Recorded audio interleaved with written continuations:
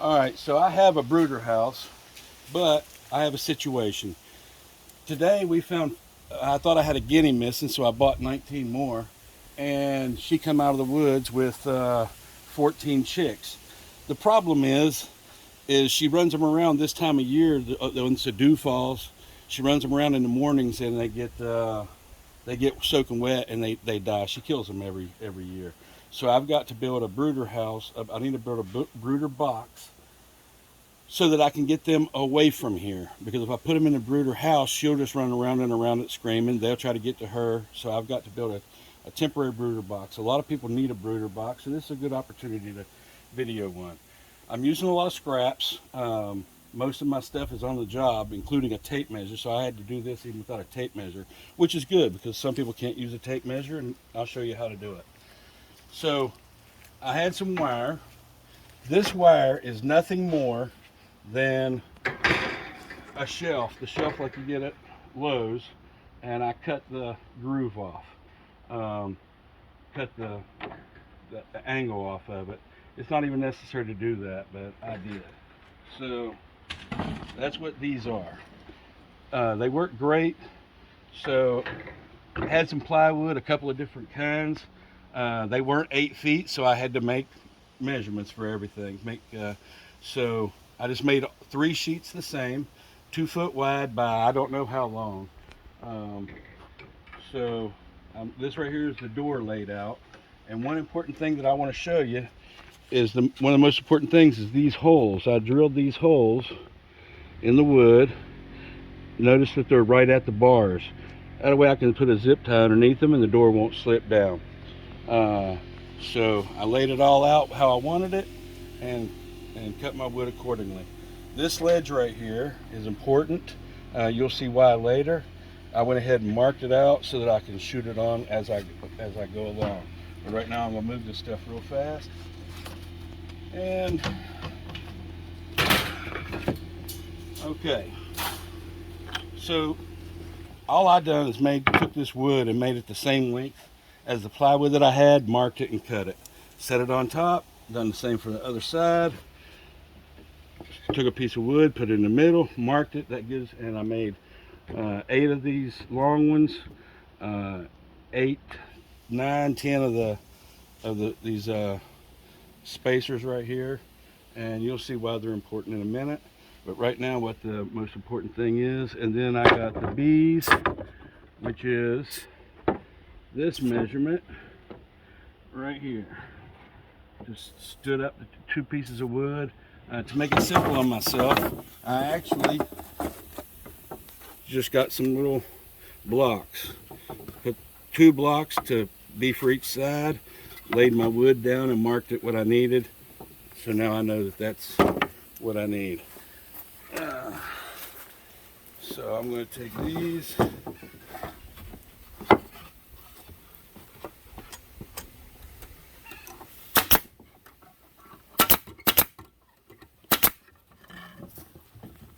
Another B.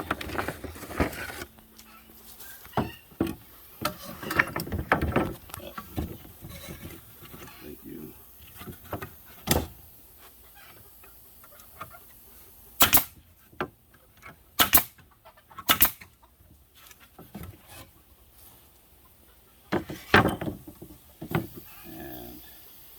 I messed up. I'm going to have to drill a hole.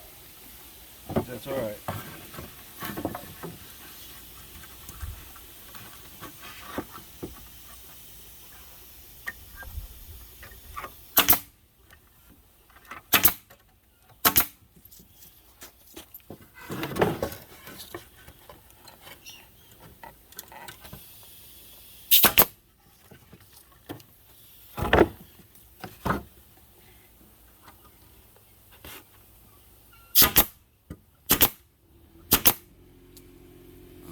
Stage 1.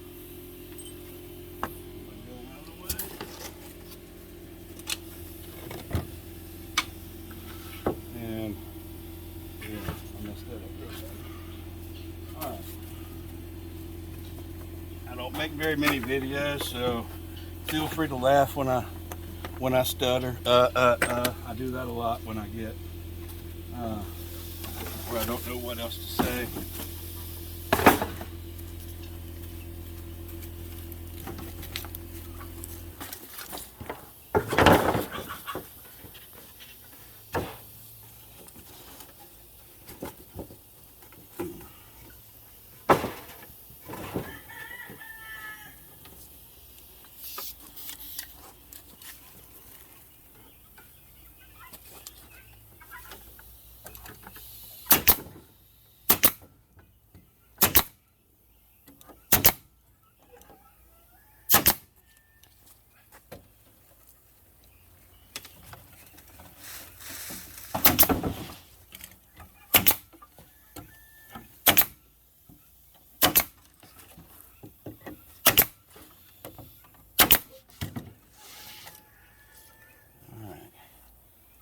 And of course I've done that completely backwards.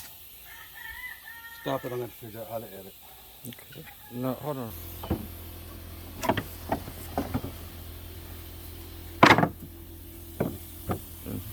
Alright. Got that nailed in, flipped it over. Grab an end piece.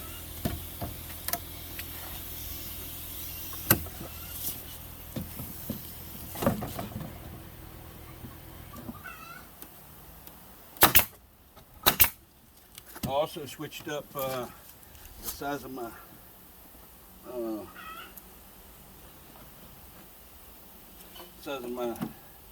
staples so that I wouldn't shoot all the way through. So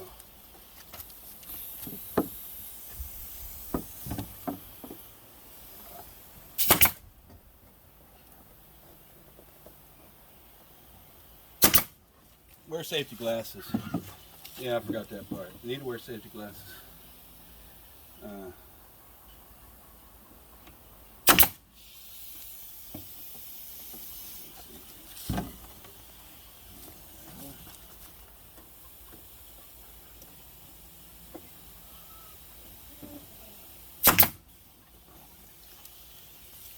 right, back to this side.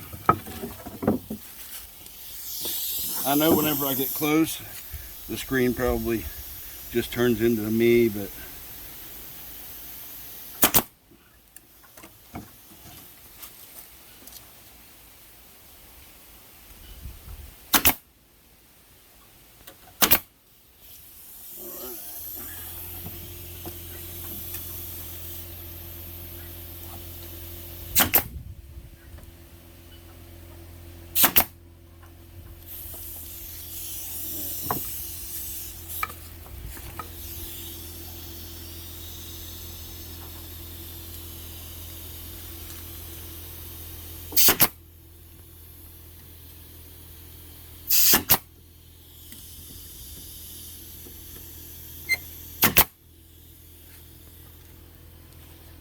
I realize that it's floppy, but that's all right. I already built the other frame.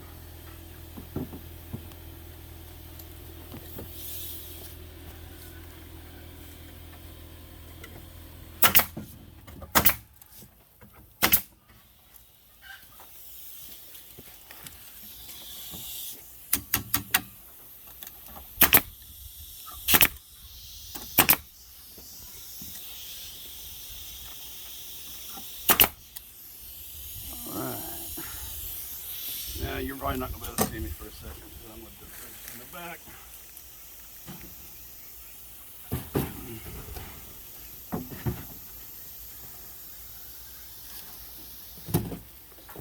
It's all right. You know what I'm doing.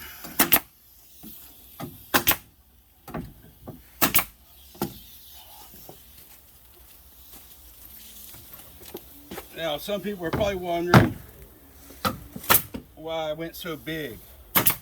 Well, big is a necessity because when the heat goes on, they need to have room to get away from the heat. More people kill chicks doing them in totes and whatnot than is needed. They got to have room to get away from the heat.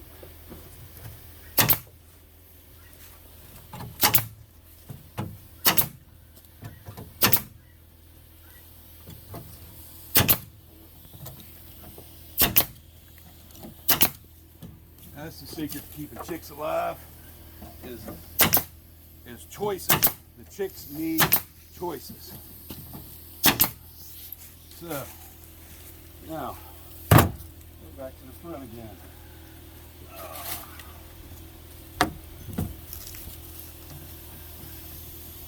Before I do that, hang on just a second, I'll be right back.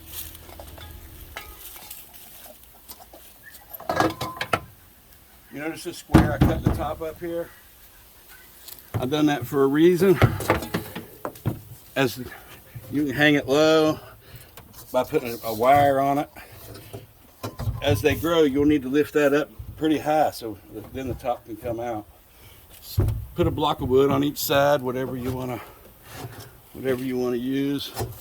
Right now, I'm just going to put this stick in there, and then I can lower it. But right now, the important part is just getting it in there. So you can do it after pretty easily, but.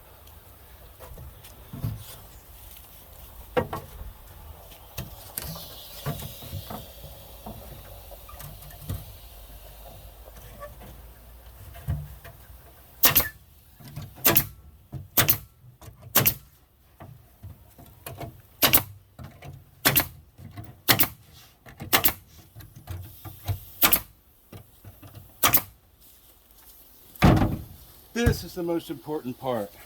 It gives them a place where no air is flowing. So, and that's why you need it so big. They can go down there. If it's kind of cold, they get back there where there's no draft. I got to fix that hole over there, obviously. But then if it gets too warm, the building you have it in gets too warm, they can move up here to this side over here and get completely away from that heat. And the heat will escape. Heat goes up. And so the heat will escape out. That gives them a broad choice of where they want to be. So all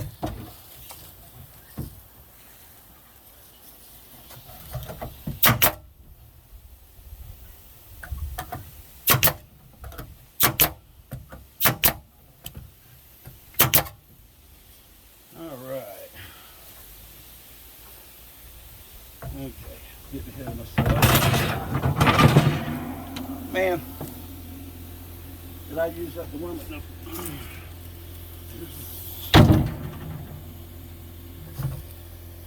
Going up.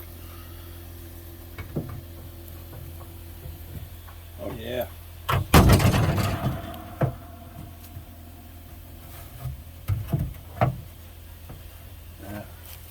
What do you think there?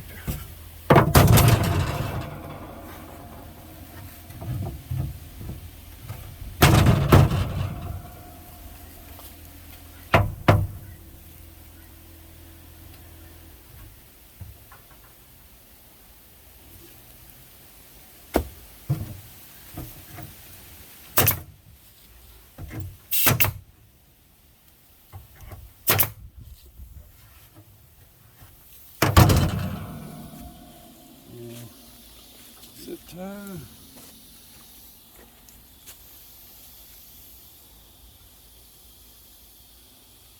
I messed up and I didn't put my, just messed up again, didn't put that one needed either. That's all right.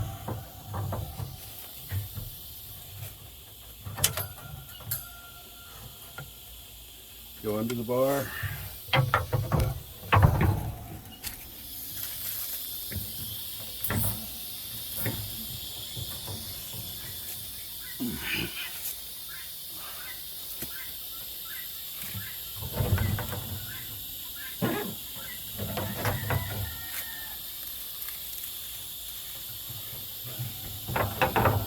That's why that board's important. It gives it a little shelf. All these are for is just to hold it on there. You can get away with two, but I'm gonna re-drill.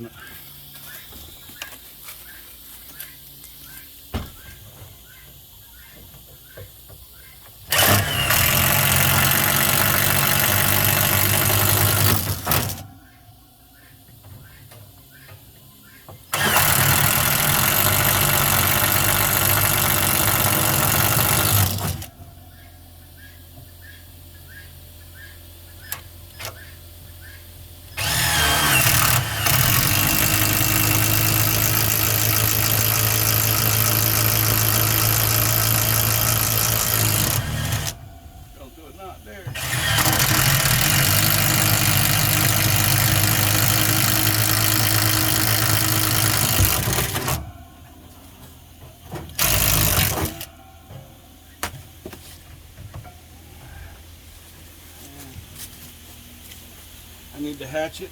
I kind of assumed that was honestly going to happen. So I'll tell you what I did. I already cut one. I labeled it number C. It's right here.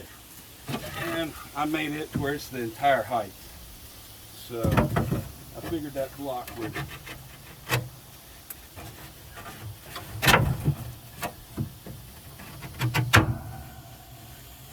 And what that's going to do is give me extra support behind it.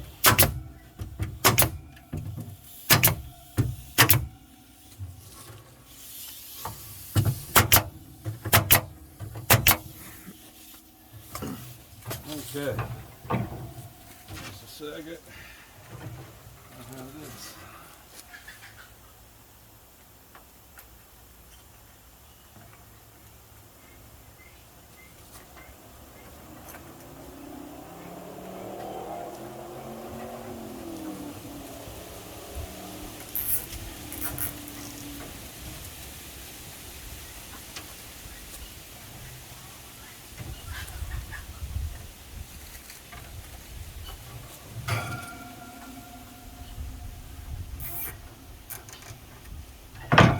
That gives me my length. Take the other piece, put it behind it. You want them to cross each other. That way nothing can get through. And you can get any kind of, you can get little clips or anything to put on this. I usually lock it on the top right here in a minute. But, all right. That overhangs 2 grids.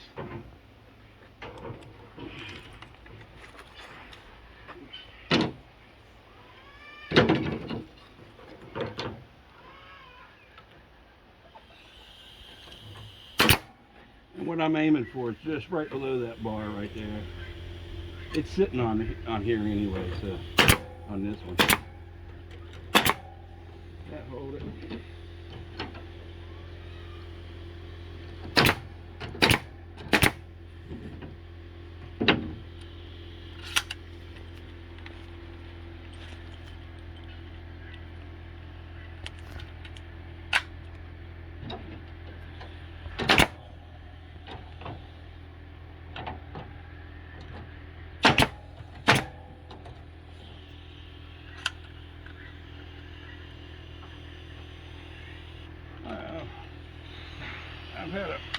I've had a failure.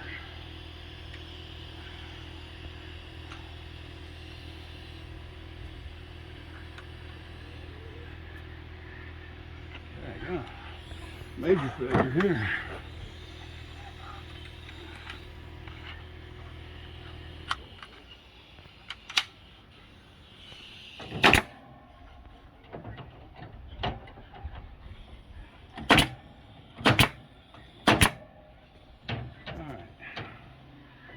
Yeah, I didn't figure for the latch yet, so but that'll be simple.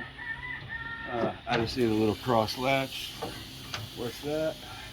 Perfect. That's another one, Jay.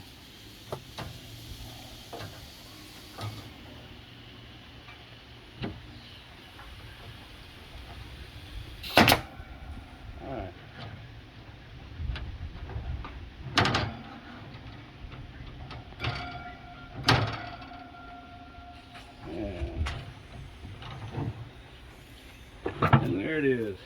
You're gonna have to move it. The reason why I use plywood bottom, you need to go to my other video about the brooder house.